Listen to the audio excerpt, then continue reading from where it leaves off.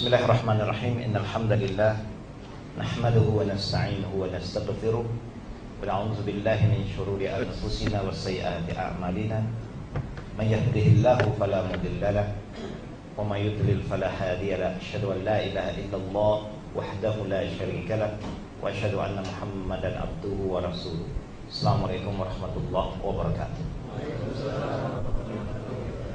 Segala puji dan puja adalah milik Allah Rabbul Alamin, Tuhan yang telah menjadikan semua makhluknya, yang telah mengutus semua nabi dan rasulnya, dan yang telah menurunkan semua kitabnya sebagai panduan kepada umat-umat yang tertentu khususnya, dan amnya Al-Quran diturunkan untuk umat manusia seluruhnya.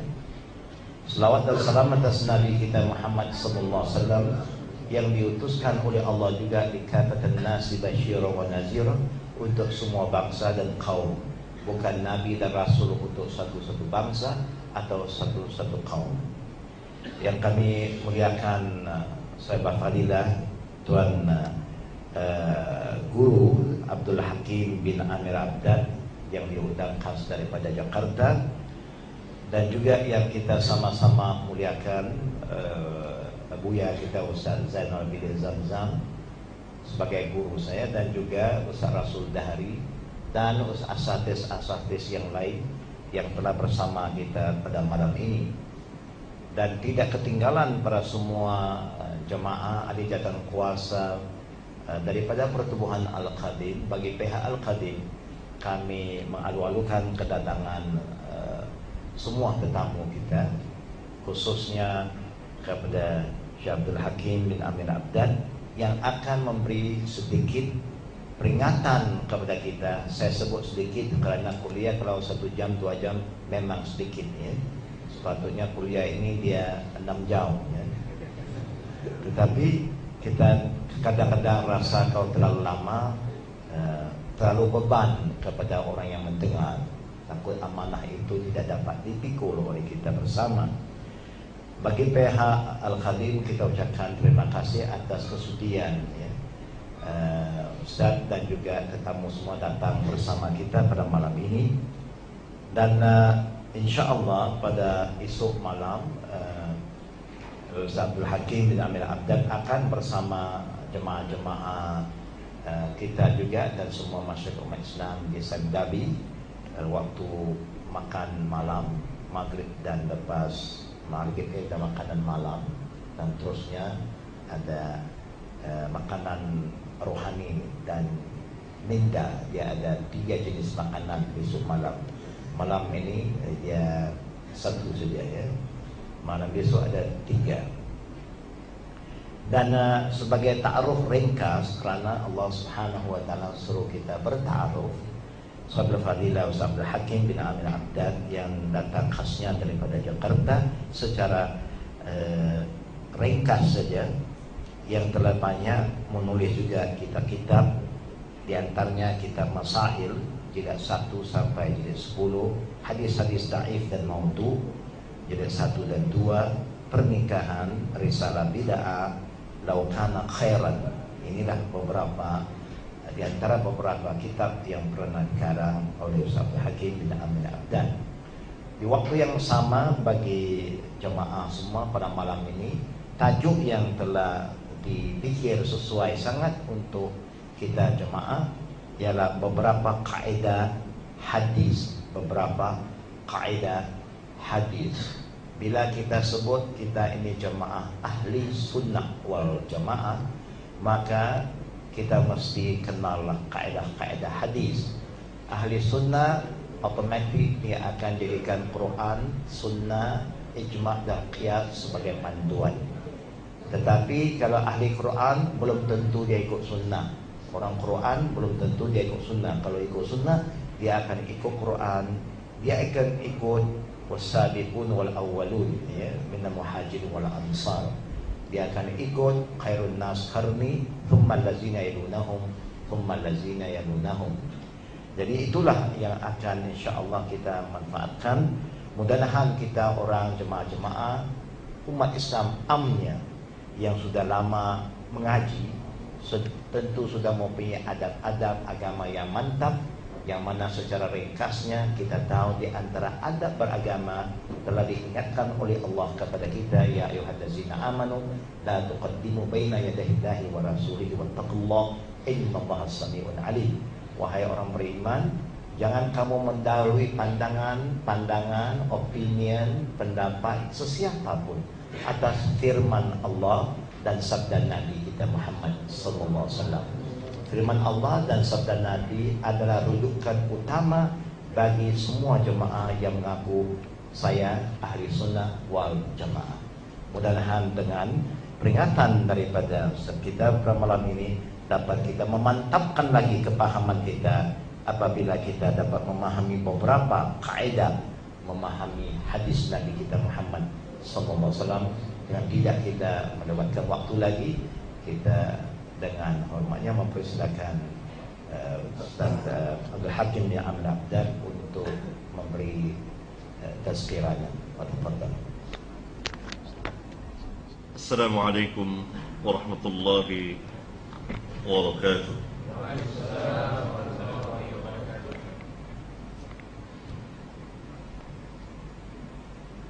Innal hamdalillah nahmaduhu wa nasta'inuhu wa nastaghfiruh wa na'udzu billahi min shururi anfusina wa min sayyiati a'malina. Man yahdihillahu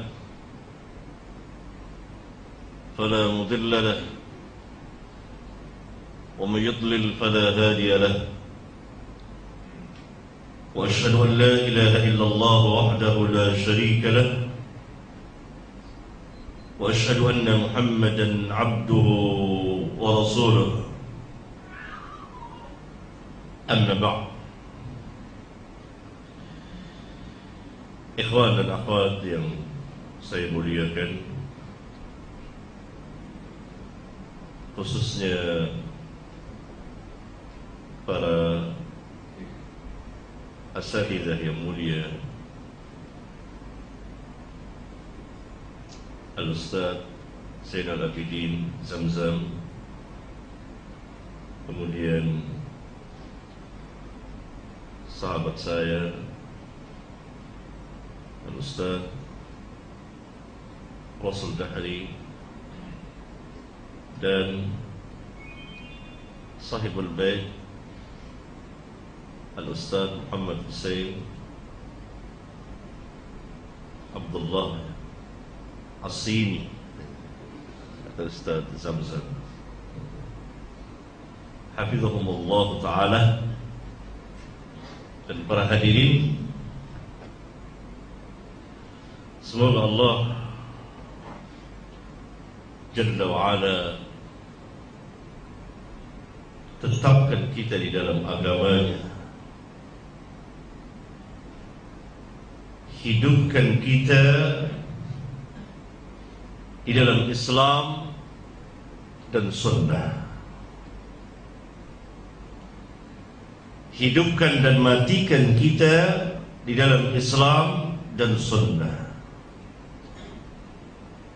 Al-Imam Ahmad kalau didoakan oleh seseorang, yakni semoga Allah menghidupkannya di dalam Islam atau mematikannya di dalam Islam, beliau senantiasa menambah wa ala sunnah, dan juga di atas sunnah, karena tidak setiap kaum muslimin berada di atas sunnah,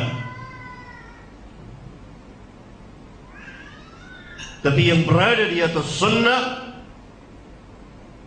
pasti dia berada di atas Islam yang dibawa oleh Rasulullah sallallahu alaihi wasallam. Karena itu beliau Al-Imam Ahmad bin Muhammad bin Hanbal rahmatullahi alaihi setiap kali didoakan, semoga Allah menghidupkanmu atau mematikanmu, atau menghidupkan dan mematikanmu di dalam Islam beliau menambah wa ala sunnati aidan, dan juga dalam sunnah.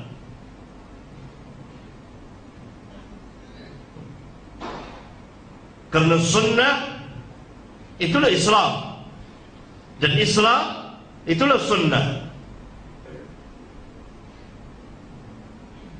Keduanya tidak akan pernah berpisah.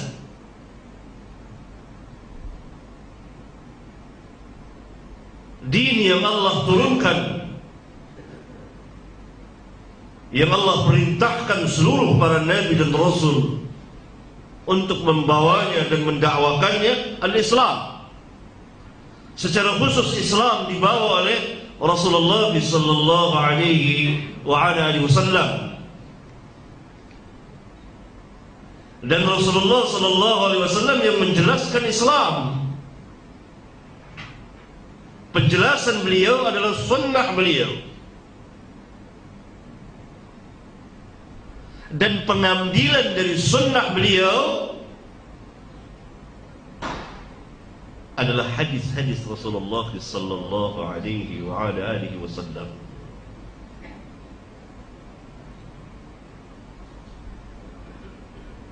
Saudara, salat duha. Kemudian saudara ditanya, sunnah atau tidak? Sunnah atau bukan? Apakah ini sunnah atau bukan? Bukan hukum sunnah, bukan sunnah. Apakah perbuatanmu ini sunnah, masuk dalam sunnah Nabi sallallahu alaihi wasallam atau bukan? Saudara menjawab, ini sunnah. Ini sunnah Nabi sallallahu alaihi wasallam. Orang itu bertanya lagi, mana dalil? Saudara mengeluarkan dalilnya dari hadis yang diriwayatkan oleh Bukhari dan Muslim misalnya.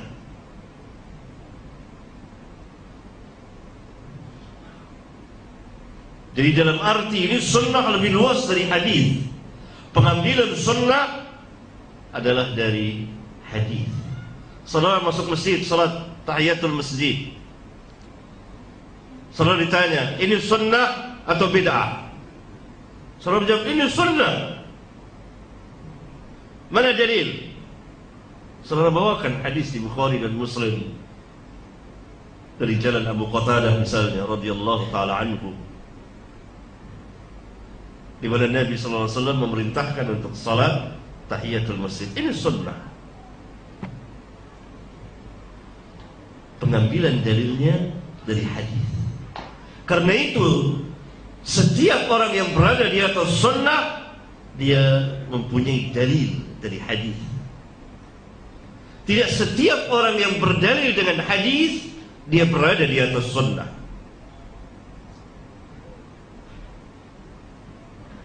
Akan saya bahas nanti ini pada Ahad besok pagi, perbedaan yang mendasar antara sunnah dengan hadis. Dan tidak setiap orang yang berdalil dengan hadis berada di atas sunnah. Tidak sebaliknya. Ya. Pada malam ini kita akan berbicara mengenai beberapa kaidah yang ada di dalam hadis Nabi sallallahu alaihi wasallam. Menyibukkan diri dengan hadis Rasulullah sallallahu alaihi wasallam adalah seutama-utama ibadah selain ibadah yang wajib. Telah berkata Al-Hafidh Ibn Hajar Al-Asqalani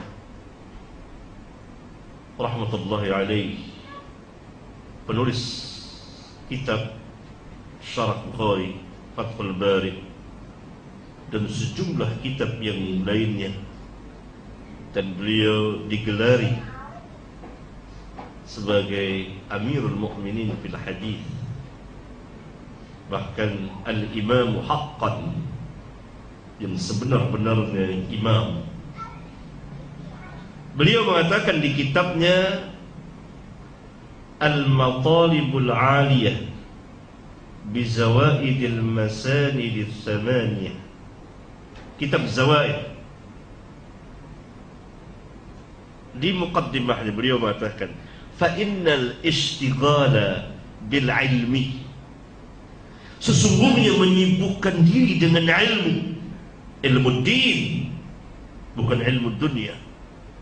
Ilmu dunia itu kecil dari sesuatu yang paling kecil dan sangat mudah dan berkembang berjalan sesuai dengan tingkat berfikir manusia dari zaman ke zaman. Adapun ilmu din tidak pernah berubah sejak Allah mewahyukan kepada hambanya dan Rasulnya yang mulia sallallahu alaihi wasallam. Menyibukkan diri dengan ilmu din, khususan, kata Al-Hafiz, khususnya Al-Hadis An-Nabawi. Menyibukkan diri dengan ilmu, khususnya menyibukkan diri dengan hadis Nabi sallallahu alaihi wasallam, min afdali al-qurbah, dari seutama-utama ibadah. Karena hadis dasar hukum Islam yang kedua setelah wahyu Al-Quran.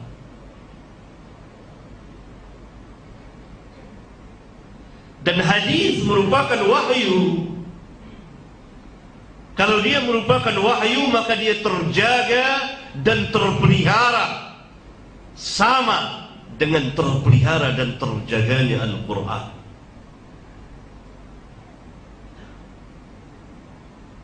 Allah Subhanahu wa ta'ala berfirman, inna nahnu nazzalna dzikra wa inna lahu lahafizun. Sesungguhnya kami yang menurunkan Al-Quran dan kami juga yang menjaganya, termasuk hadis. Kenapa? Karena hadis sebagai penafsir Al-Quran, yang menafsirkan Al-Quran. Wa anzalna ilaika adh-dhikra litubayyana lin-nas ma nuzzila ilaihim wa la'allahum yatafakkarun. Kami turunkan kepadamu Al-Quran supaya engkau memberikan penjelasan kepada manusia apa yang diturunkan kepada mereka oleh Rabb mereka. Allah langsung perintahkan Rasulullah sallallahu alaihi wasallam untuk memberikan penjelasan kepada manusia tentang apa? Tentang Al-Quran yang Allah turunkan kepada mereka, kepada manusia. Untuk apa? La'allahum yatafakkarun, agar mereka mengerti. Dari sini kita mengetahui mustahil seseorang dapat memahami Al-Quran dan mengamalkan Al-Quran dan mendakwakan Al-Quran tanpa sunnah atau hadis Rasulullah alaihi salatu wassalam. Ketika hadis sebagai penafsir Al-Quran,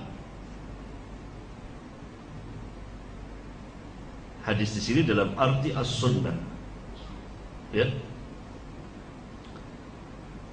maka dengan sendirinya dia terjaga dan terpelihara. Kalau hadis tidak terjaga, terpelihara, maka kita tidak dapat mengamalkan Al-Quran.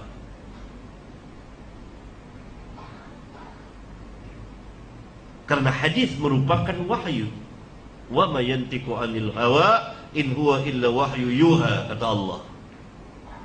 Dan dia Muhammad tidak berbicara dengan hawanya, melainkan wahyu yang diwahyukan kepadanya. Ketika al-hadis atau sunnah itu wahyu, maka tentu berada di dalam penjagaan dan pemeliharaan Rabbul Alamin. Maka menyibukkan diri dengan ilmu secara umum. Di mana kaum muslimin pada hari ini, dunia Islam disibukkan oleh duniawiyah. Berapa waktu yang mereka sisakan untuk menyibukkan diri dengan ilmu agama? Tanyakan pada diri kita masing-masing. Berapa waktu yang kita sisihkan, yang kita telah siapkan, sediakan untuk kita menyibukkan diri dengan ilmu agama? Generasi yang dahulu dari para sahabat dan tabi'in dan atba'ut tabi'in dan para immah dan seterusnya dari zaman ke zaman, itu setiap hari menyibukkan diri dengan ilmu din, dengan Al-Quran, dengan hadis, dengan perkataan para sahabat, dan ilmu-ilmu Islam, ilmu tafsir, ilmu hadis, ilmu fikih, dan kemudian ilmu usuluddin, usul hadis, usul fiqh, usul tafsir, belum lagi lughahnya dan seterusnya. Mereka sibuk.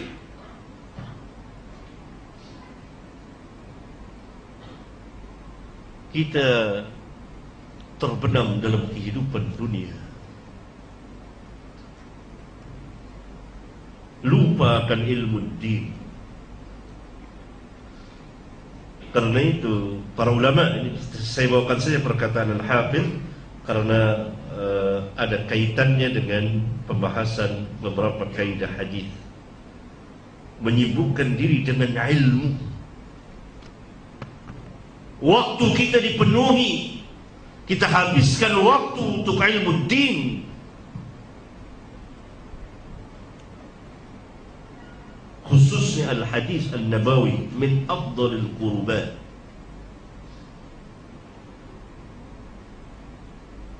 Seutama-utamanya. Kenapa dikatakan dari seutama beribadah? Karena dia berkaitan dengan Nabi yang mulia sallallahu alaihi wa ala alihi wasallam.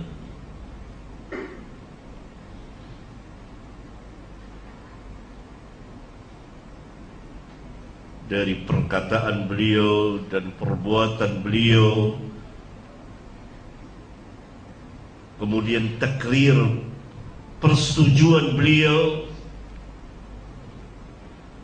Kan hadis itu terdiri dari perkataan beliau dan perbuatan beliau dan takrir persetujuan beliau dan segala yang berkaitan atau yang disandarkan kepada Rasulullah sallallahu alaihi wasallam.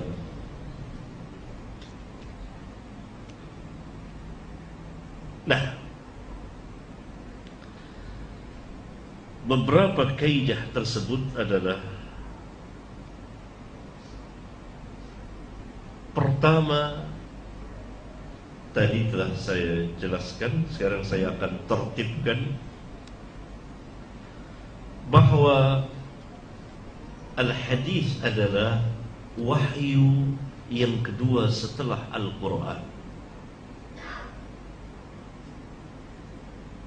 Telah datang sejumlah dalil, di antaranya ayat di awal surat An-Najm, wa ma yantiqu 'anil hawa in huwa illa wahyu yuha.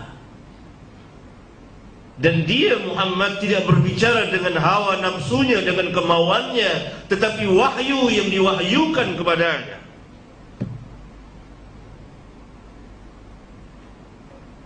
Di antara dalilnya lagi adalah hadis yang di antaranya dikeluarkan oleh Al-Imam Ahmad, Al-Imam Abu Daud dan lain-lain. Beliau sallallahu alaihi wasallam pernah bersabda, "Inni utitul kitab wa mithlahu ma'ahu." Sesungguhnya telah diberikan kepadaku Alkitab. Alkitab apa? Al-Quran. Wa mithlahu, dan yang sama dengannya. Kalimat mithl menunjukkan persamaan. Karena itu Rabbuna Azza wa Jalla mengatakan laisa kamitslihi syai'un wa huwa as-sami'ul basir. Dan dia Allah tidak semisal dengan siapapun juga. Dan dia Allah Maha mendengar, Maha melihat. Laisa kamitslihi syai'un. Misal, sama.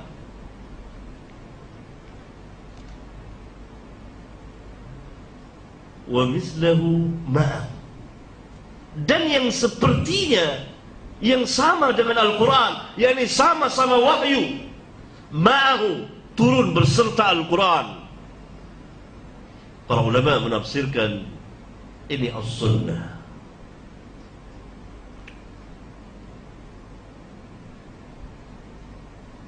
Berarti dia merupakan wahyu yang sama dengan Al-Quran. Hanya perbedaannya, Al-Quran lafaz dan maknanya merupakan mukjizat. Lafaz-lafaznya dan maknanya merupakan mukjizat. Membacanya diberi pahala per hurufnya. Hadis lafaz dan maknanya bukan merupakan mukjizat. Lafaz-lafaznya bukan merupakan mukjizat.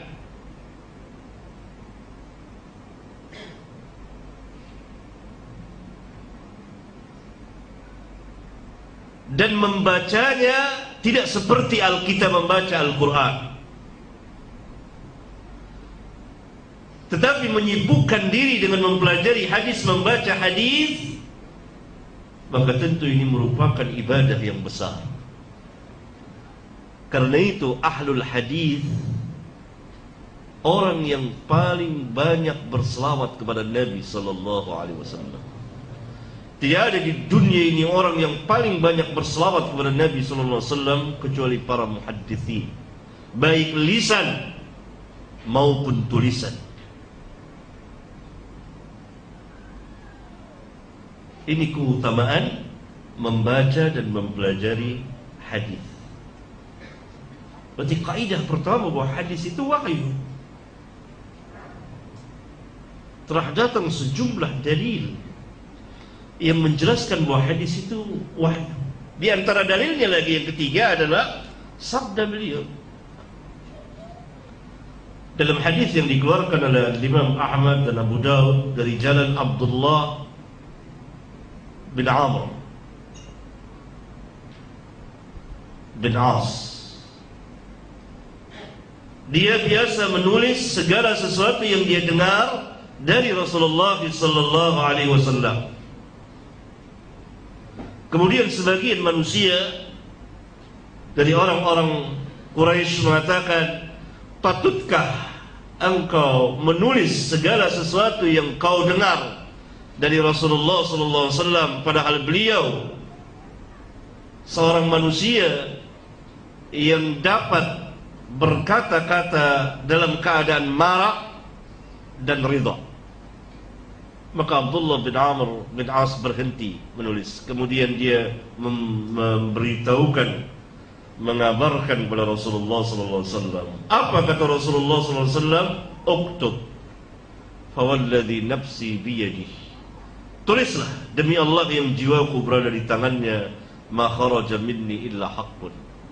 Tidak keluar dariku melainkan kebenaran, sambil beliau berisyarat ke mulutnya.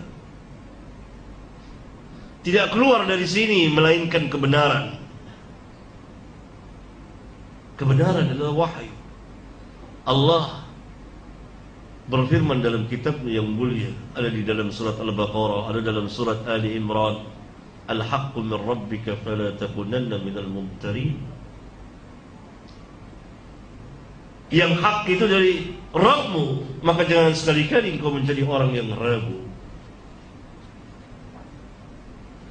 Ketika as-sunnah al-hadis itu wahyu, maka mengingkarinya secara keseluruhannya, tidak mau berhujjah berpegang dengan sunnah dan hadis, jelas dia menentang wahyu, menolak wahyu.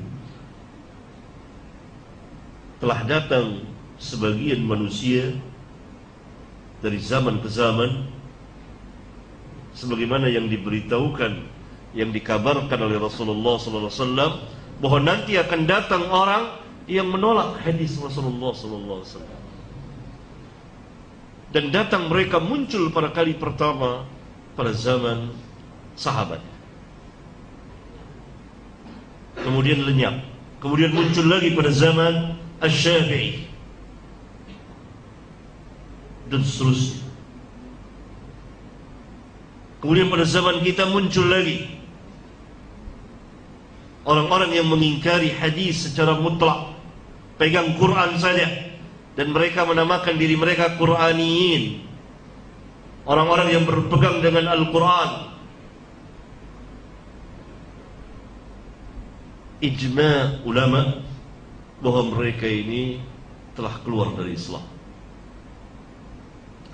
Al-Imam Ibn Hazm di kitabnya Al-Ihkam fi Usul Al-Ahkam, kitab usul beliau, telah menyatakan terjadinya ijma' tentang kufurnya mereka ini.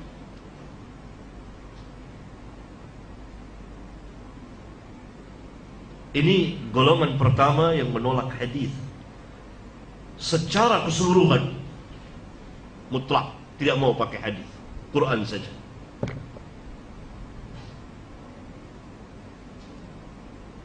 Muncul kembali di Indonesia, pernah terjadi di Indonesia pada tahun 80.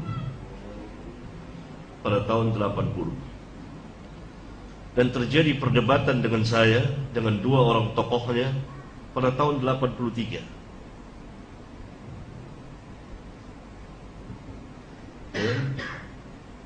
Mereka sama sekali tidak mau pegang dengan hadis Quran. Lama-kelamaan mereka tidak salat, tidak saum, dan seterusnya. Ini kelompok yang pertama. Kelompok yang kedua, mereka menolak hadis yang bukan hadis mutawatir. Mereka hanya berpegang dengan hadis mutawatir, hadis ahad tidak. Ini kelompok Khawarij atau sebagian dari Khawarij. Mereka hanya berpegang dengan hadis-hadis mutawatir. Karena itu kaum Khawarij menolak adanya hukum rejam. Karena hukum rejam tidak ada nasnya dari Al-Quran, yang ada di hadis. Walaupun asalnya ayat Al-Quran telah dimansuh ayatnya, hukumnya tetap ada. Kan pertama turun ayat tentang rejam, ada ayat tentang rejam dalam Al-Quran. Kemudian dihapus, dimansuh. Kita kenal dalam ilmu usul ada an-nasikh wal mansukh. Tetapi hukumnya tetap, lafaznya dihapus. Khawarij mengingkarinya. Ini kelompok kedua. Mereka menolak dengan sebab kejahilan, karena itu disesatkan oleh para ulama. Kelompok ketiga yang menolak hadis ahad sebagai dasar, untuk akidah, tolak. Hadis ahad tidak bisa, tidak boleh dipakai untuk akidah. Ini Mu'tazilah yang dahulu dan yang sekarang. Ini pun berada dalam kesesatan. Ini kelompok ketiga. Kelompok yang keempat menolak hadis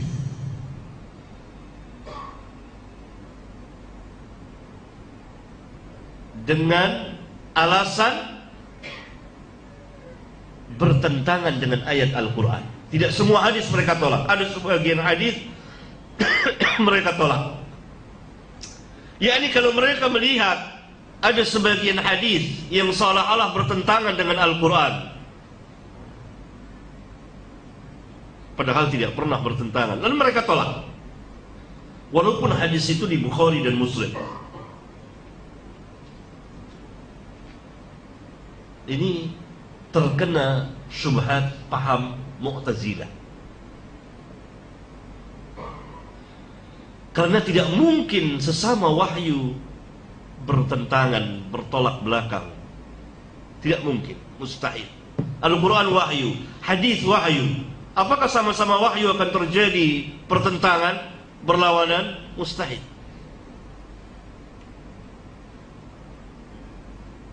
Akal mereka yang rusak, pemahaman mereka yang lemah, singkat, sedikit.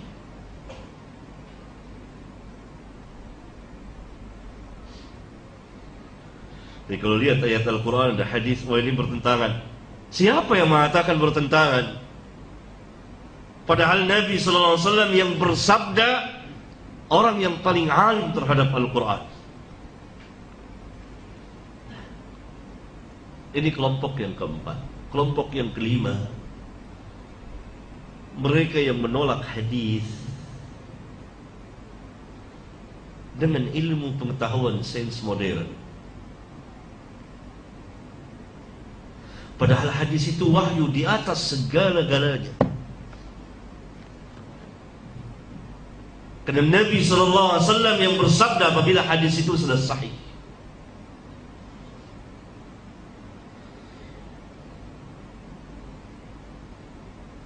Dan 5 golongan atau kelompok ini sebagiannya lebih berat dari yang lain.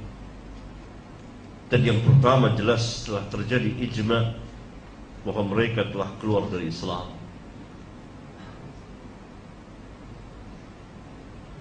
Karena hadis itu merupakan wahyu.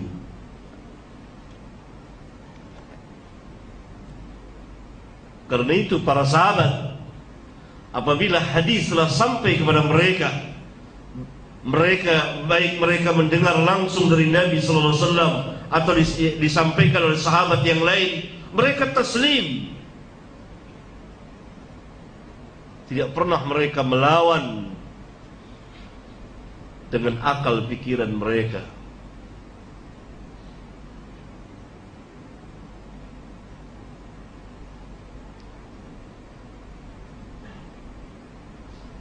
Tadi dibacakan ayat Al-Quran di muqaddimah. Ya ayyuhalladzina amanu la tuqaddimu baina yaday Allahi wa rasulih.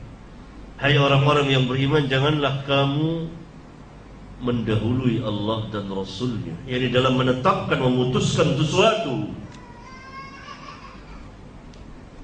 Ini kaidah yang sangat besar sekali, bahwa hadis adalah wahyu. Ini terkait dengan kaidah yang kedua,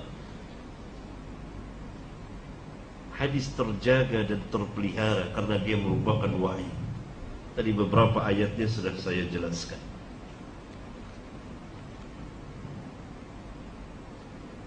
Bahwa tidak keluar dari Rasulullah SAW melainkan kebenaran.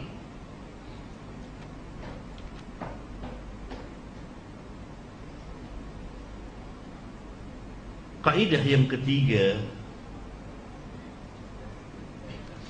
Rasulullah SAW telah mengancam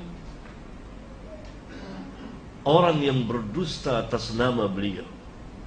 Larangan berbohong atau berdusta atas nama beliau. Ini dalam hadis yang derajatnya mutawatir. Beliau bersabda, sabdan yang sangat terkenal dan sangat dibesarkan oleh para sahabat, sangat diagungkan oleh mereka. Berpuluh orang sahabat meriwayatkannya, berpuluh imam mencatat hadis tersebut, ya Bukhari, Muslim dan lain-lain. Man kadzaba alayya muta'ammidan falyatabawwa maq'adahu minan nar. Barang siapa yang sengaja berbohong, berdusta atas namaku, maka hendaklah dia mengambil tempat tinggalnya di neraka. Karena itu para sahabat sangat berhati-hati dalam hadis. Padahal mereka orang yang mendengar langsung dari Rasulullah SAW, melihat langsung pada perbuatan beliau. Tetapi mereka sangat berhati-hati. Sebagian dari mereka mengatakan, saya telah tua, hadis itu sungguh berat. Sebagian lagi mengatakan, tidak ada yang menghalangiku untuk menceritakan hadis yang banyak kepadamu. Tetapi saya telah mendengar Rasulullah SAW bersabda, man kadzaba alayya muta'ammidan falyatabawwa maq'adahu minan nar. Sangat hati-hati. Sampai-sampai mereka mengatakan setelah membawakan hadis, au kama qala Rasulullah sallallahu alaihi wasallam, au kama qala Nabi sallallahu alaihi wasallam, kurang lebih begitulah yang Nabi sallallahu alaihi wasallam sabdakan. Sangat-sangat hati-hatinya. Karena itu para sahabat bangkit memeriksa. Bahkan Ali bin Abi Thalib, kalau mendapat hadis dari siapa saya, dari sahabat yang mana yang mengatakan bahwa saya pernah mendengar Nabi SAW bersabda atau telah bersabda Nabi SAW, Ali memerintahkan orang itu untuk bersumpah. Sampai demikian. Ini pemeliharaan terhadap hadis Rasulullah SAW. Kecuali terhadap Abu Bakar As-Siddiq, Ali tidak menyuruhnya bersumpah. Dari sini kita mengetahui kedekatan dan kecintaan Ali kepada Abu Bakar As-Siddiq. Kalau kepada yang lain membawakan hadis disuruh sumpah oleh Ali. Benar tidak Nabi SAW bersabda demikian? Bukan meragukan sahabat itu, tidak. Untuk memelihara sunnah Nabi yang mulia sallallahu alaihi wasallam.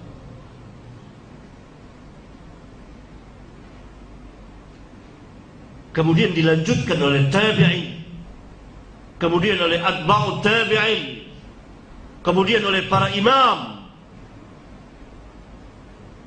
mereka yang menyibukkan diri dengan hadis.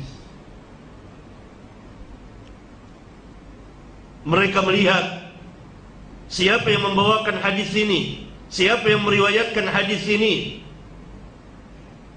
orangnya terpercaya di dalam agama atau tidak, dia seorang yang berilmu dalam hadis atau tidak, dia kuat hafalannya atau tidak, dan dia dari siapa, dari gurunya dari siapa, diteliti sehingga dapat dikatakan belum pernah terjadi di dalam penelitian sejarah yang demikian ketatnya, penelitian riwayat selain yang ada dalam hadis. Orangnya diteliti, agamanya dan ilmunya.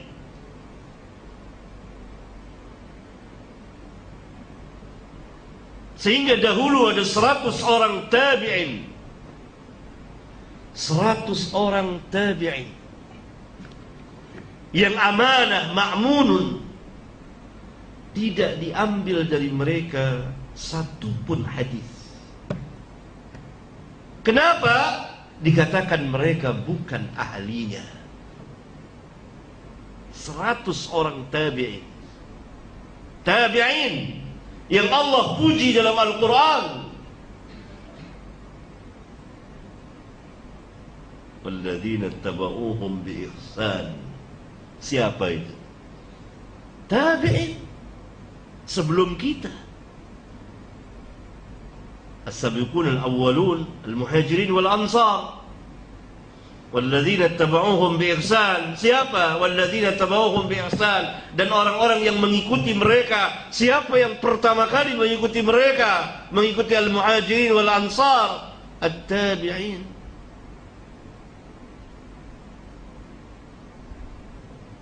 Karena itu Nabi SAW mengatakan, khairun nas, sebaik-baik manusia qarni, thumma alladhina yalunahum. 100 orang tabi'in tidak diambil riwayat hadis dari mereka. Kenapa? Mereka bukan ahlinya.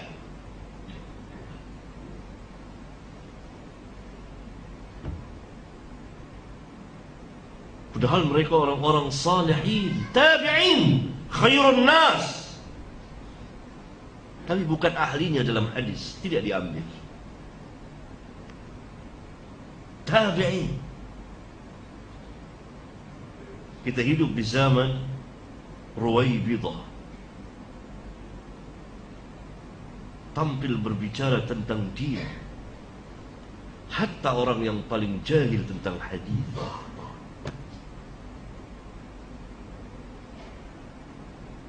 Ya, sangat ketat sekali, diteliti betul.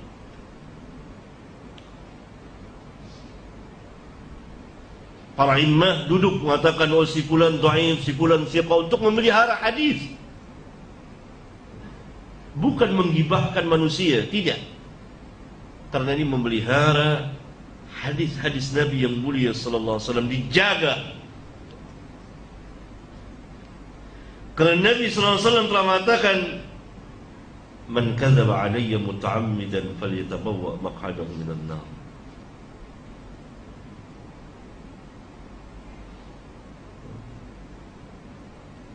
Ini kaidah yang ketiga. Kaidah yang keempat, larangan membawakan hadis palsu kecuali untuk menjelaskan kepalsuannya.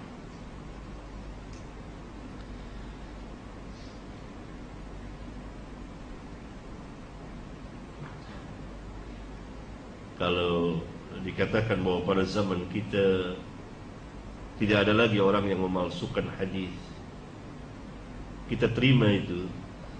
Tapi tidak sedikit manusia yang membawakan riwayat-riwayat yang palsu.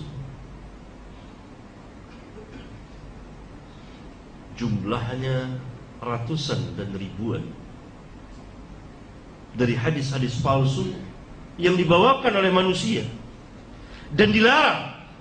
Nabi tidak hanya melarang berdusta atas nama beliau, tapi Nabi SAW juga melarang membawakan hadis-hadis palsu atas nama beliau. Walaupun bukan orang itu yang membuat, tapi dia dianggap, dimasukkan ke dalam para pendusta. Rasulullah SAW telah bersabda dalam sebuah hadis yang masyhur menurut istilah para ulama, diriwayatkan oleh Imam Muslim dan lain-lain. Man haddatsa anni bihaditsin yura annahu kadhibun fahuwa ahadul kadhibin. Barang siapa yang menceritakan dariku sebuah hadis, man haddatsa anni bihaditsin, satu hadis saja, annahu kadhibun, sesungguhnya hadis itu dusta, orang memalsukan atas nama beliau, dia bawakan bukan untuk menjelaskan kepalsuannya, fahuwa ahadul kadhibin, kata Nabi SAW. Maka dia termasuk salah seorang dari para pendusta, para pembohong itu, yang membuat hadis palsu, dan dia yang membawakannya manusia. Dalam lafaz yang lain, fahuwa ahadul kadhibain, maka dia termasuk salah satu dari dua pembohong yang membuat hadis palsu itu, dan dia yang membawakannya. Dilarang oleh Rasulullah SAW membawakan riwayat-riwayat yang tidak sah datangnya dari beliau.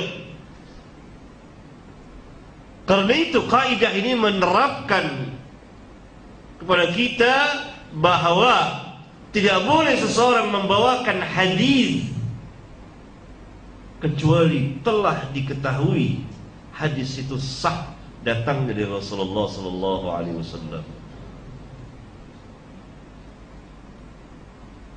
menurut pemeriksaan para ahlinya dan berjalan sesuai dengan kaidah-kaidah yang ada dalam ilmu hadis.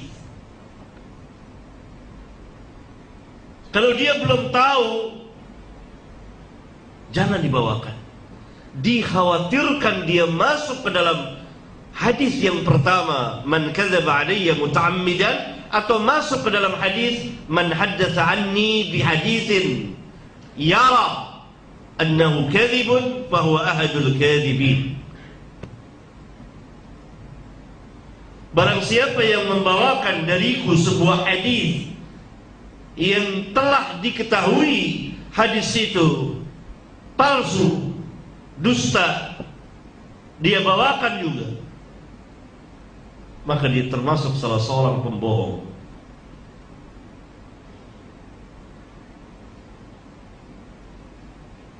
Nah, kaidah ini telah dilanggar secara besar-besaran.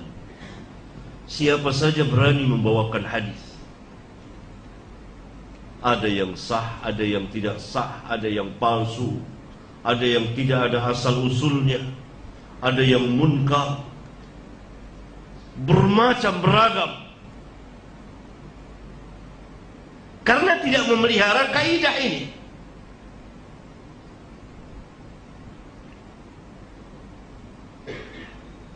Kalau mereka mengetahui kaidah dasar-dasar ini, tentu mereka akan berpikir sekian kali untuk membawakan sebuah hadis kalau dia belum mengetahuinya, sehingga hadis itu terpelihara, terjaga.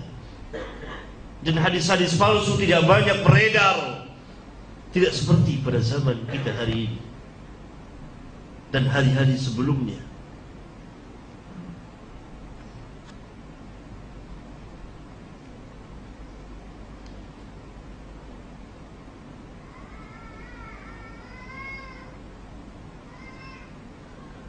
Kaidah yang kelima di antara kaidah-kaidah hadis,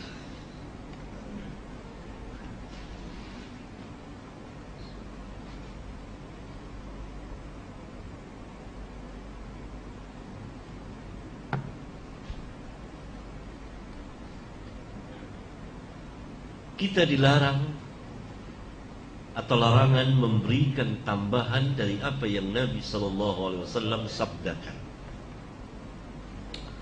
Tidak boleh ditambah-tambah, karena hadis ini merupakan agama. Tidak boleh ditambah, diberikan tambahan-tambahan, baik secara lafaz maupun makna. Tidak boleh. Nabi SAW telah bersabda dalam sebuah hadis yang dikeluarkan oleh Imam Ahmad di antaranya, "Idza haddathtukum haditsan fala tazidunna alayya." Idza haddathtukum haditsan fala tazidunna alayya. Apabila aku menceritakan sebuah hadis kepadamu, maka jangan sekali-kali kamu memberikan tambahan. Cukup itu saja, jangan diberikan tambahan. Karena Nabi SAW melarang memberikan tambahan terhadap hadis beliau. Hal ini menunjukkan bahwa hadis bagian dari agama. Hadis itu din agama. Dan di dalam agama tidak boleh kita memberikan tambahan-tambahan apa yang tidak ada dalam agama.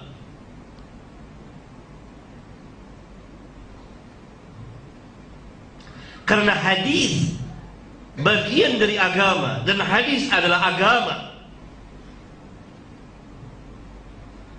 Kalau diberikan tambahan, maka tambahan itu akan masuk ke dalam bagian agama yang bukan bagian dari agama, sehingga manusia menyangka bahwa itu agama, padahal bukan bagian dari agama. Karena itu jauh-jauh hari Rasulullah SAW telah memperingati kita, "Idza haddathtukum haditsan fala tazidunna alayya." Apabila aku menceritakan hadis kepadamu, maka jangan sekali-kali kamu memberikan tambahan. Karena itu manhaj para sahabat meriwayatkan apa adanya dari beliau.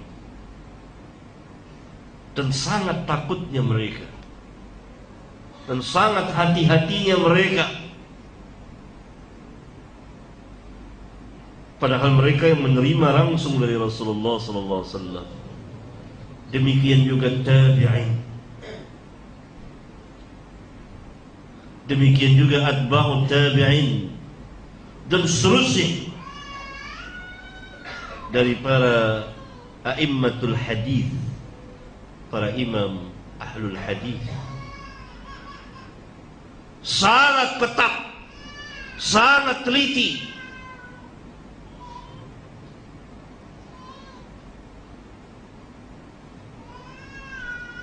Dan mereka memberitahukan mana hadis yang sah dan mana hadis yang tidak sah, mana para pembohong dan mana orang-orang yang benar, mana orang-orang yang keliru dan mana orang-orang yang benar, yang tidak salah, mana yang sering salah, sering lupa. Diberitahukan untuk memelihara hadis, tidak peduli dari siapa saja, hatta dia imam ahlus sunnah. Kalau salah dalam hadis, buruk hafalannya, didoifkan riwayatnya. Demi untuk apa? Tegak dengan keadilan dan demi untuk memelihara hadis Rasulullah sallallahu alaihi wasallam. Hatta dia seorang imam ahlus sunnah, kedapatan dia dhaif dalam hafalan, lemah dalam hafalan, buruk hafalannya, maka ulama mengatakan dia sayyi'ul hifzi, buruk hafalannya. Kalau dia meriwayatkan hadis sendirian, tidak ada yang menguatkannya, maka riwayatnya dhaif. Contoh tentang ini banyak sekali.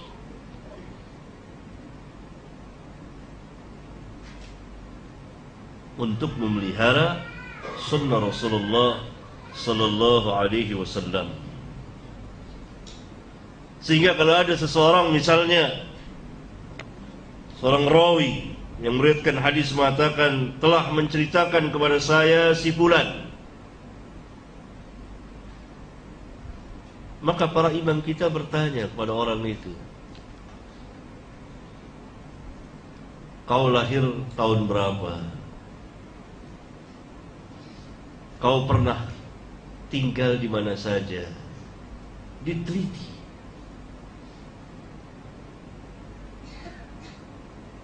Ya.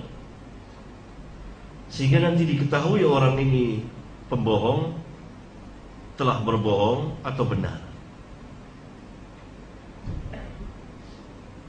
Sangat ketat sekali. Semuanya untuk memelihara sunnah Rasulullah sallallahu alaihi wasallam. Paling tidak pada zaman kita ini, kaum muslimin apabila mendengar hadis, orang membacakannya dan dia bukan ahli hadis dan tidak ma'ruf sebagai ahli hadis, dan dia tidak membawakan siapa perawinya, siapa yang meriwayatkannya, tanya, siapa yang meriwayatkan hadis ini Ustaz? Hadis ini tercantum, termaktub di kitab apa? Kitab hadis apa? Atau di kitab yang mana? Karena setiap hadis sekarang telah ada riwayatnya. Rawahu Bukhari, riwayat Muslim, dan seterusnya. Ada sanadnya itu, jalurnya. Kalau tidak ada sanadnya, itu tidak ada asal usulnya. Saudara pernah mungkin mendengar hadis ikhtilafu ummati rahmah, perselisihan umatku merupakan rahmat. Ini tidak ada asal usulnya. Tidak ada satupun imam yang meriwayatkannya dengan sanadnya, beredar dari mulut ke mulut, dari satu tulisan ke tulisan yang lain.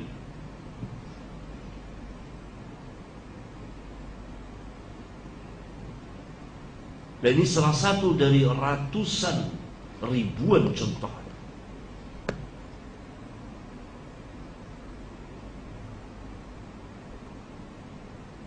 Nah, karena tidak memelihara beberapa kaidah ini, masih banyak lagi yang lain. Tidak cukup waktu kita. Sehingga hadis Nabi SAW banyak dimasuki oleh yang bukan hadis. Sehingga hadis Nabi SAW tidak terjaga sebagaimana mestinya.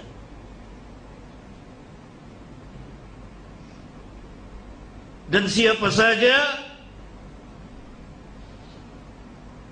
membawakan hadis, walaupun dia bukan ahlinya, walaupun dia tidak hafal atau dia tidak tahu, dia dengar-dengar saja atau baca-baca kitab ada di ini dia bawakan lagi, padahal itu salah.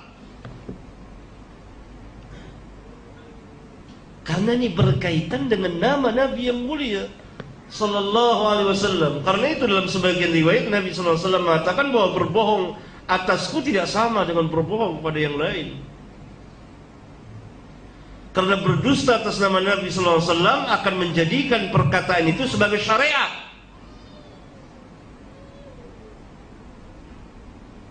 Yang diikuti oleh manusia. Lihatlah hadis palsu itu, ikhtilafu ummati rahmah. Kan diikuti oleh manusia. Dan mereka menyangka bahwa ini sabda Nabi sallallahu alaihi wasallam, padahal bukan sabda Nabi sallallahu alaihi wasallam.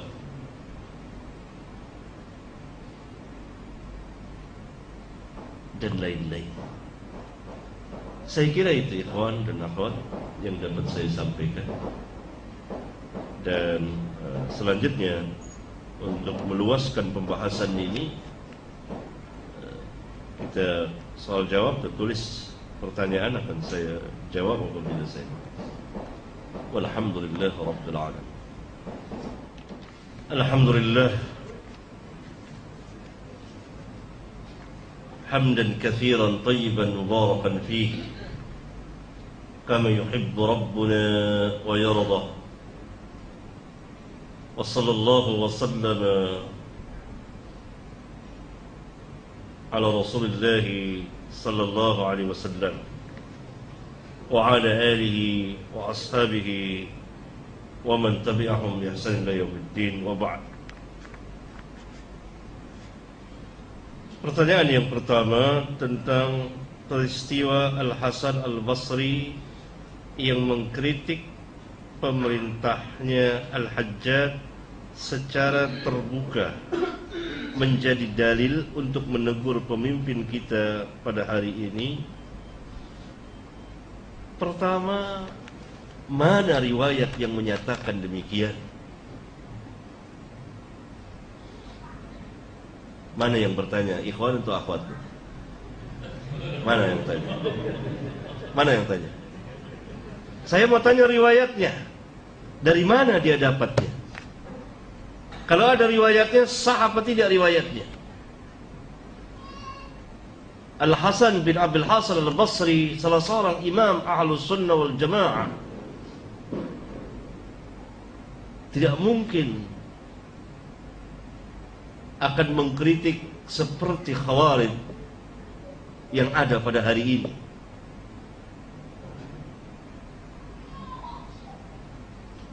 Mana riwayatnya? Yang tanya ikhwan, Pak akhwat, nggak tahu kita ya. Kalau ikhwan saya minta baca di mana? Pasti baca di kitab atau dengar ceramah tuh.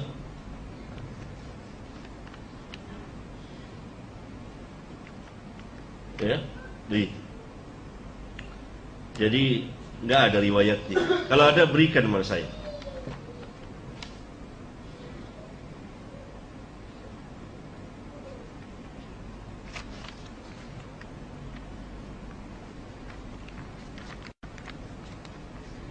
Ya. Kemudian pertanyaan yang kedua mengenai hukum gambar. Gambar maksudnya gambar yang bernyawa, manusia dan hewan. Itu dilarang. Dilarang. Kita menggambar makhluk hidup, manusia dan hewan. Itu terlarang. telah datang sejumlah hadis sahih.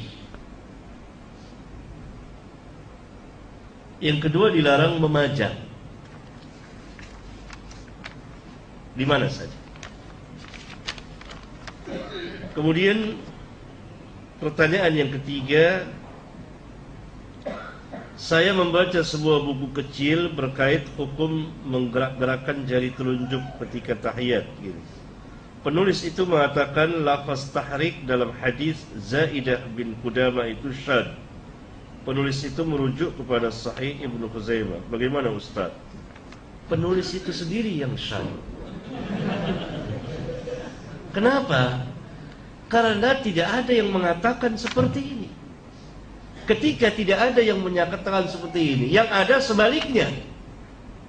Kalau penulis seorang yang siqah, maka riwayat dia bertentangan dengan riwayat yang jauh lebih siqah dari dia, dan lebih banyak jumlahnya dari para ulama, dari para ahlul hadis, seperti Al-Imam Al-Baihaqi, Al-Imam An-Nawawi, Al-Imam Ibn Qayyim, dan para immatul hadis. Gak ada yang mengatakan seperti ini. Karena itu seringkali saya katakan, dia yang mengatakan seperti itu yang syad. Itu kalau kita katakan dia siqah. Adapun di Sahih Ibnu Khuzaimah tidak demikian. Bahkan Ibnu Khuzaimah mensahihkan hadis itu. Ini terjadi kekeliruan. Apakah yang bertanya yang keliru, yang nulis sini? Tanggung jawab ada pada dia, atau memang penulis kitab itu yang keliru? Saya akan menjawab sesuai dengan ini. Kalau penanya yang salah keliru, penanya yang bertanggung jawab. Tetapi yang sahih, yang benar, bahwa riwayat tahrik itu tidak syad. Saya kira penulis tidak tahu siapa Zaidah bin Qudamah, imam besar yang dipuji oleh Imam Ahmad, orang yang kuat dan seterusnya. Ya, nah itu dia. Jadi kesimpulannya, tidak ada seorang pun ahli hadis setahu saya sampai hari ini yang mendhaifkan hadis tentang menggerak-gerakkan jari, kecuali di abad ke-15 ini, dari sebagian murid-murid Syekh Muqbil yang tidak masuk ke dalam kelompok para muhaddithin.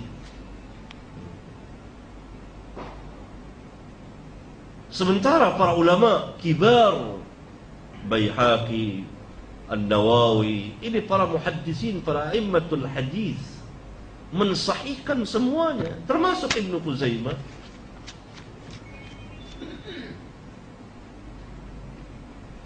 Ya, begitu. Jadi mereka yang melemahkan itulah yang syadz.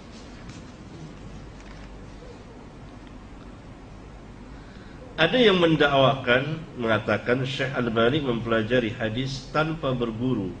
Disebutkan beliau hanya mempelajari hadis dari pembacaan buku. Adakah benar? Kalau benar, apakah salah? Ini merupakan rahmat Allah, dan Allah telah mengarahkan, membimbing beliau, mengilhamkan kepada beliau untuk membaca hadis. Kemudian beliau menjadi ahlinya. Kalau benar, tetapi beliau telah diberikan ijazah. Yani ketika seseorang itu, kalau benar itu ya, ketika seseorang itu sudah mempunyai ilmu agama, kaidah-kaidahnya, kemudian dia memasuki salah satu cabang ilmu tanpa guru, dia bisa mempelajarinya. Dia seorang yang ahli agama, tahu qawaidul syara', kaidah-kaidah ilmiah dalam agama. Bukan nol sama sekali, bukan kosong sama sekali, tidak. Kemudian dia akan mempelajari salah satu bab, salah satu cabang ilmu sendiri. Dia dari pembacaan tapi dia berilmu. Bisa apa tidak? Bisa. Seorang ulama dia ahli tafsir, dia ahli hadis, dia ahli usul, tapi tidak ahli dalam ilmu faraid. Tahu ilmu faraid? Ilmu waris. Kemudian dia mempelajari sendirian. Boleh apa tidak? Boleh tidak? Boleh. Dia orang alim, sudah tahu. Adapun orang yang tidak kenal agama, tidak tahu ilmu agama, tidak belajar agama, dia memasuki ilmu agama, memasuki tanpa guru, ya tentu lebih banyak salahnya. Syekh Albani belajar dengan ayahnya pertama, belajar agama. Guru pertamanya adalah bapaknya sendiri. Karena bapaknya adalah tokoh agama di Albania yang kemudian hijrah ke Syria, Damaskus. Kemudian beliau mempelajari dengan beberapa orang guru. Berarti beliau telah memiliki dasar.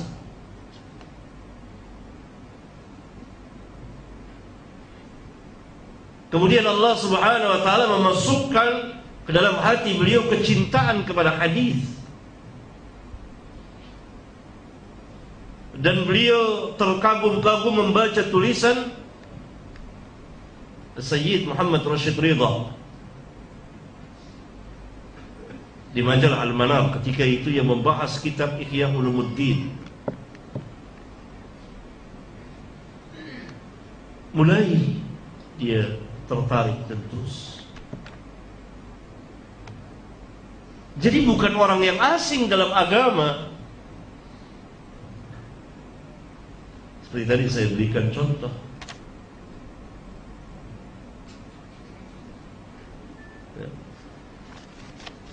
Al-Imam Al-Ghazali lemah dalam hadis dan beliau mengakuinya sendiri, sangat jujur di kitabnya Qanun Ta'wil, Al-Qanun fi Ta'wil. Beliau mengatakan bidha'ati fi ilmi al-hadis mizjatun, barang daganganku, maksudnya perbendaharaanku, maksudnya ilmuku dalam ilmu hadis. Bidha'ati fi ilmi al-hadis, sangat sedikit sekali kejujuran seorang ulama. As-sidqu, sangat jujur, enggak ada gengsi, enggak ada apa. Saya tidak ahlinya dalam hadis. Karena itu maksudnya jangan ambil hadis dari saya. Bidha'ah, bidha'ah itu barang dagangan, perbendaharaanku dalam hadis dikit. Allah Subhanahu wa taala memasukkan ke dalam hati al-imam kecintaan pada hadis pada akhir hayatnya.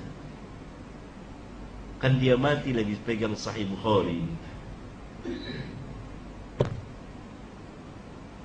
Ulama mengatakan andai kata Allah memberikan umur yang panjang pada al-imam, maka dia akan tampil sebagai ahli hadis karena kecerdikannya. Pada akhir hayatnya dia mempelajari hadis. Tapi belum sempat menjadi ahlinya, dia telah wafat. Kejujuran. Jadi ahlinya belajar.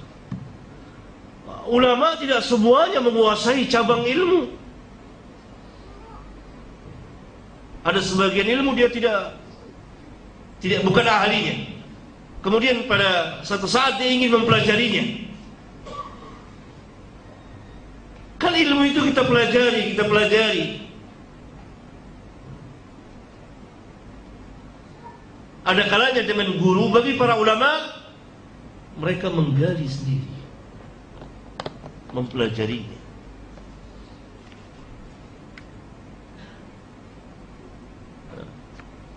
Jadi tidak ada halangan bagi Syekh Albani. Kalau andai kata seperti itu, yang perlu ditanyakan adalah, yang perlu dilihat adalah apa yang Syekh katakan benar apa tidak? Benar. Dan ahli hadis bukan dia, ahli hadis. Melampaui orang-orang yang belajar dengan guru. Jadi imam.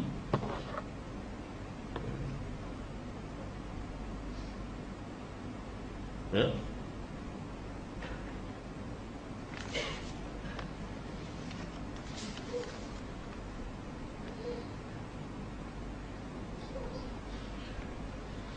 Pertanyaan selanjutnya, ada pertanyaan di sini, bagaimana faedah bagi para pendakwah yang bermanfaat salaf untuk mendekati masyarakat awam dalam menyampaikan dakwah itu? Pertama-tama yang harus kita ketahui sekalian, ketahui bahwa dakwah sunnah ini, dakwah salafiyah ini, dakwah fitrah. Kalau kepada orang awam kita sampaikan, kepada masyarakat kita sampaikan sesuai dengan apa yang didakwakan oleh Rasulullah sallallahu alaihi wasallam, dan kita memulai dari apa yang dimulai oleh para nabi dan rasul, insyaallah mereka akan terima.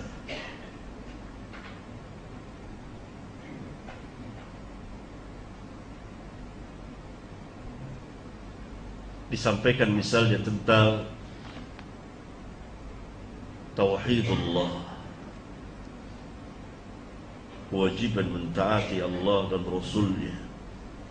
Pertama tentang tauhidullah, mentauhidkan Allah. Larangan melakukan kesyirikan. Kemudian ketaatan kepada Allah dan Rasulnya, berpegang dengan Alkitab dan Sunnah, dibacakan ayat-ayat Al-Quran dan dibawakan hadis-hadis Rasulullah sallallahu alaihi wasallam. Bagaimana keutamaan ittiba'ur Rasul, ittiba' pada Rasulullah sallallahu alaihi wasallam, dan seterusnya, tanpa mencela apa yang ada pada mereka, menyampaikan yang hak, menyampaikan dari Rasulullah sallallahu alaihi wasallam.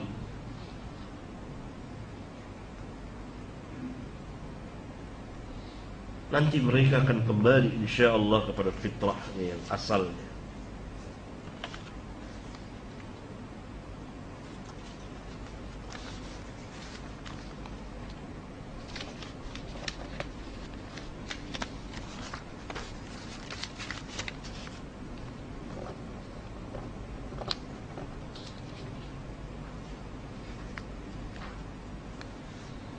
Jika seorang bayi dilahirkan, apa kalimat pertama yang perlu didengarkan pada bayi tersebut?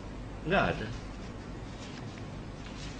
Tidak ada satupun hadis yang diajarkan oleh Nabi SAW yang patut kita perdengarkan kepada bayi. Enggak ada. Hadis yang sahih. Kalau hadis yang dhaif dan maudhu, palsu, ada.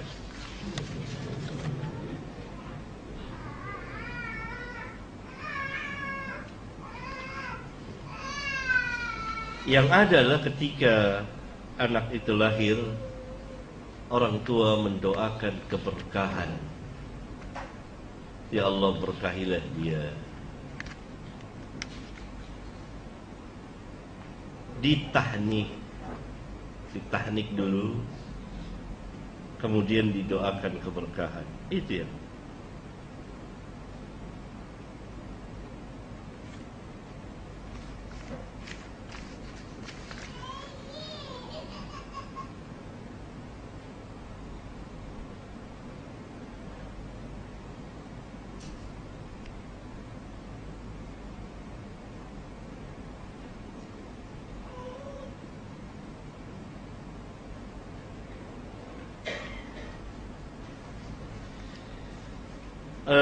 Pertanyaan tadi saya katakan bahwa hadis adalah wahyu.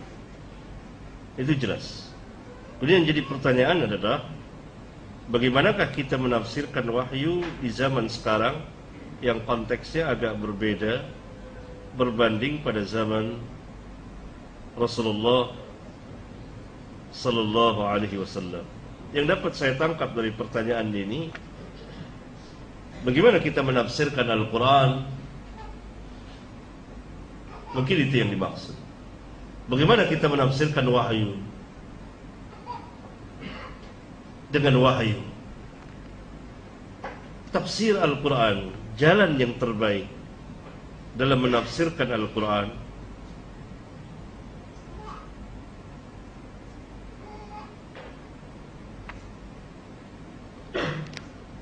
jalan yang terbaik dalam menafsirkan Al-Quran, bahwa Al-Quran sebagai wahyu ditafsirkan oleh Al-Quran itu sendiri. Karena Al-Quran yufassiru ba'dahu ba'dan, yusaddiqu ba'dahu ba'dan. Al-Quran saling menafsirkan satu dengan yang lainnya. Al-Quran saling membenarkan satu dengan yang lainnya. Karena di sebagian ayat dijelaskan secara global, secara garis besar, di sebagian ayat lagi dijelaskan secara terperinci. Jadi Al-Quran saling menafsirkan satu dengan yang lainnya. Yang kedua, Al-Quran ditafsirkan oleh wahyu yang lain, Al-Hadis.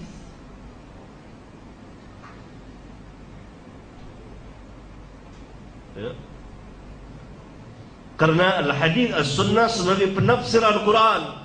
Bagaimana Rasulullah SAW menafsirkan Al-Quran? Akan saya jelaskan pada Ahad besok insyaAllah ta'ala, karena ini tempatnya tepat. Besok akan dibahas. Al-Quran ditafsirkan oleh para sahabat ridwanullah alaihim jami'an, karena mereka adalah orang yang paling alim terhadap Al-Quran. Kapan turunnya, di mana turunnya, kepada siapa turunnya, apa penyebab turunnya, mereka tahu.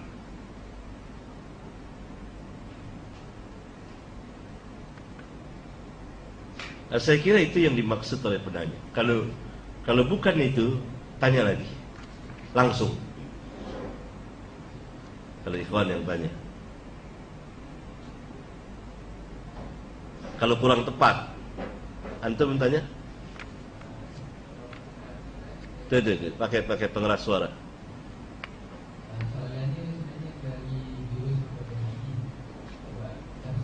Hadis.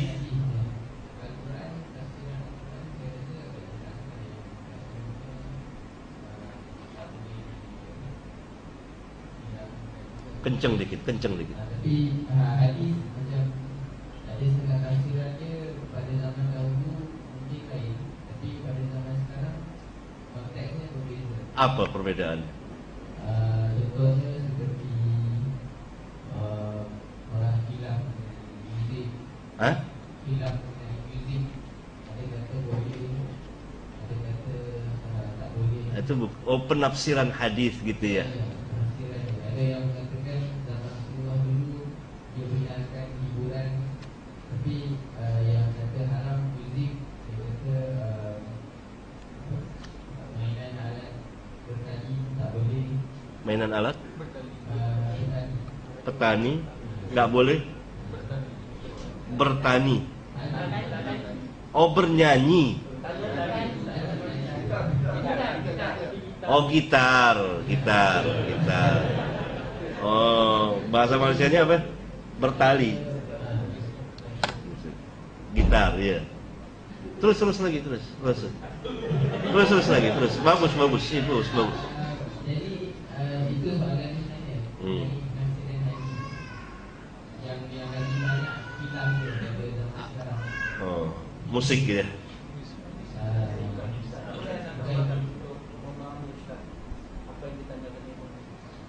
Karena semua hanya cuma untuk mengamalkan. Mungkin apa yang ditanyakan oleh Ikhwan ini itu tentang pemahaman hadis itu sendiri. Ada satu contoh tentang hadis memahami itu yang mentaati pemerintah. Ada yang mengatakan bahwa Jangan melebar dulu ke ini dulu. Enggak, maksudnya ini Paham, saya paham. Jadi maksudnya konteks hadis itu mengikuti zaman. Kalau di zaman pemerintah zaman Tahu. ikut zaman Abbasiyah gitu. betul. Kalau zaman sekarang hadis ini mungkin tak sesuai gitu. Iya, itu yang saya katakan, itu penolakan hadis dilihat juga dari perkembangan zaman. Dahulu bisa ditafsirkan ke sana, sekarang tidak bisa. Bisa dibawa dahulu haram, sekarang halal. Ya. Ini kaidah seperti ini, kalau pintu ini dibuka, maka nanti tidak ada agama. Dahulu mungkin beragama, sekarang tidak tepat. Dahulu mungkin Nabi Muhammad SAW diterima sebagai Nabi, sekarang udah nggak bisa.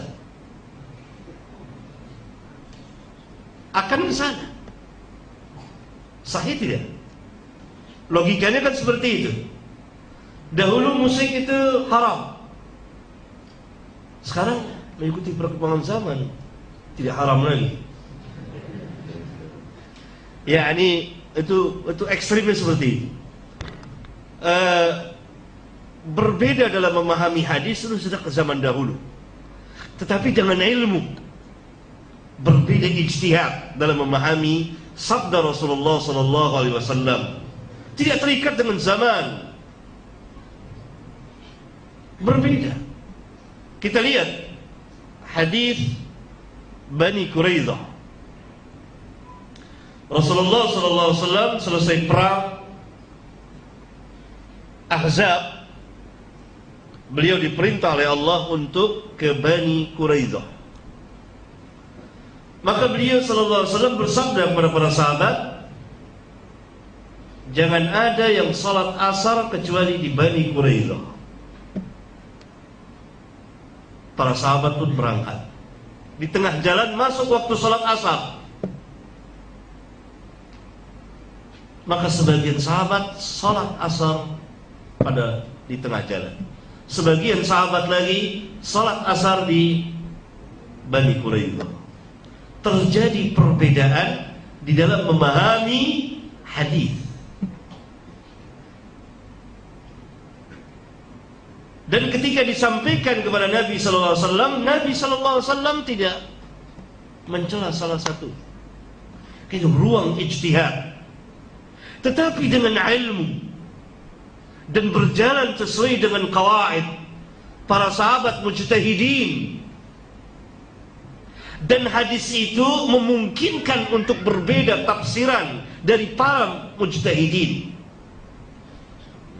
Tidak seperti orang-orang pada zaman sekarang, bukan mujtahid, dan hadis itu tidak masuk ke dalam penafsiran kesana kemari, itu malah ditafsirkan. Ini merupakan kesesatan. Karena itu dari dahulu tidak ada yang pernah berbeda dalam masalah musik dan gambar, nggak ada. Kecuali sebagian ulama yang tersalah dalam mendoifkan hadis itu, disangka doif padahal bukan doif. Dahulu para sahabat ada berselisih, berbeda penafsiran. Jadi perbedaan penafsiran bukan karena terikat dengan zaman dan waktu, tapi perbedaan tingkat ilmu dalam ijtihad dan sesuai dengan kaidah atau tidak. Lihat berbeda sahabat yang tadi, kan dua kelompok sahabat. Nabi SAW mengatakan bahwa jangan ada yang salat asar kecuali di Bani Quraidah. Ternyata sebagian sahabat salat asar di tengah jalan ketika masuk waktu salat. Sebagian lagi tetap salat di Bani Quraidah, salat asarnya, walaupun telah keluar waktu asar. Nah, sebagian sahabat yang salat di tengah jalan itu melihat maksud dari sabda Nabi sallallahu alaihi wasallam, bahwa yang Nabi maksudkan bukan melarang kita salat apabila telah masuk waktu salat, tapi yang Nabi maksudkan agar kita cepat-cepat segera sampai di Bani Quraidah. Sebagian sahabat yang sholat di Bani Quraidah itu melihat lafaz langsung sabda Rasulullah. Di belakang hari para ulama berselisih mana yang benar di antara dua kelompok sahabat itu. Yang salat di tengah jalan ketika masuk waktu salat, atau yang salat di Bani Quraidah walaupun telah keluar waktu salat asar. Sebagian ulama seperti Syekhul Islam bin Taimiyah dan kawan-kawannya mengatakan bahwa yang salat di tengah jalan itu aqrab lis-shawab, lebih mendekati kebenaran. Karena mereka berpegang lagi dengan dalil yang umum dan mereka melihat kepada maksud dari sabda Rasulullah sallallahu alaihi wasallam. Nah, ini perselisihan, perbedaan demikian dibenarkan karena dari ahli ilmu, dari para mujtahidin. Yang kedua, berjalan sesuai dengan kaidah-kaidah ilmiah. Yang ketiga, mereka tidak dengan sengaja mengajak kepada perselisihan, tidak dengan sengaja mengajak kepada perbedaan, tidak. Yang keempat, apabila terjadi kesalahan, maka mereka segera rujuk. Dan yang kelima, segala perselisihan harus dilihat sebabnya dan harus kita lihat mana hujjahnya masing-masing. Kalau yang misalnya yang diberikan contoh masalah musik, masalah main gitar, mana hujjah yang mengharamkan dan mana hujjah yang menghalalkan, dilihat.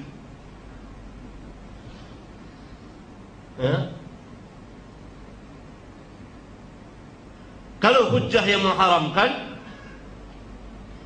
hadisnya ada di Bukhari.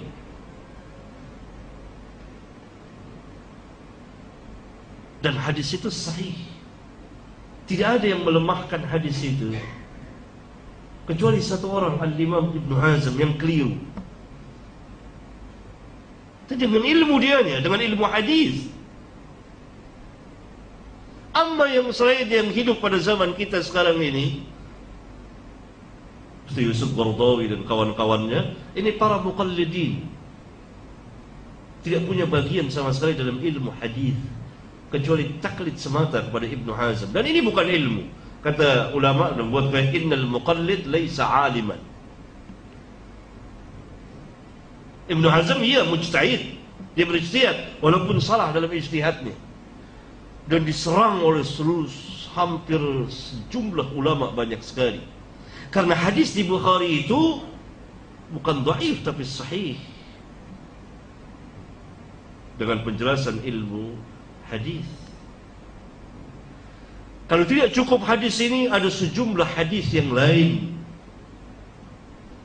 yang menunjukkan bahwa tentang haramnya musik itu. Al-ma'azib itu peralatan musik, ya gitar, ya piano, ya yang masuk dalam peralatan musik. Kecuali duf diperbolehkan saat adanya walimatul urus atau hari raya. Itu pun yang memukulnya wanita, bukan laki-laki. Kalau laki-laki ya seperti wanita.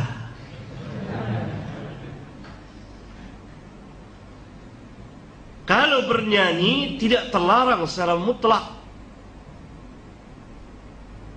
Dilihat dari apa yang dinyanyikan. Yang biasanya bernyanyi itu para wanita. Tapi kalau peralatan musik, iya, itu jelas. Kalau ditimbang dengan ilmu. Tapi kalau yang ditanyakan tadi bahwa itu berbeda sekarang, dahulu konteksnya penafsirannya dulu haram, sekarang bisa jadi, ini sangat berbahaya. Karena akan merusak dan menghilangkan agama nanti. Ini cara-cara kaum zindiq. Sekarang sudah tidak relevan lagi. Seperti warisan, laki-laki 2 bagian, wanita 1 bagian. Dikatakan oleh kaum zindik ini, itu dulu saat wanita belum bekerja. Sekarang wanita-wanita bekerja, terutama di Malaysia. Iya kan? Wanita bekerja, golibnya. Kalau di Indonesia golibnya ibu rumah tangga. Istri bekerja, suami istri, ya kan? Golibnya begitu, itu adat mereka. Nah, sekarang sudah bekerja, sudah tidak relevan lagi ayat ini. Tidak sesuai dengan zaman ini. Dan nanti akan ada sejumlah lagi. Dan itu sudah dikatakan, sudah tidak sesuai. Ini nanti akan berdampak kepada risalah Rasulullah sallallahu alaihi wasallam, di mana orang-orang Yahudi mengatakan bahwa orang Yahudi mengakui Nabi Muhammad sallallahu alaihi wasallam nabi, betul, tapi khusus bangsa Arab. Dan pada zaman dahulu cocok. Jadi pintu itu kalau dibuka sangat berbahaya. Dan itu cara-cara orang-orang zindik memasukkan sesuatu ke dalam Islam, sehingga dapat merusak pemahaman kaum muslimin. Barangkali itu, wallahu a'lam. Saya kira cukup waktunya. Karena itu sudah capek saya kira. Sampai di sini, kita lanjutkan nanti besok pagi. Ini nih. Subhanakallahumma wa bihamdika asyhadu an la ilaha illa anta astaghfiruka wa atubu ilaik. Wassalamualaikum warahmatullahi wabarakatuh.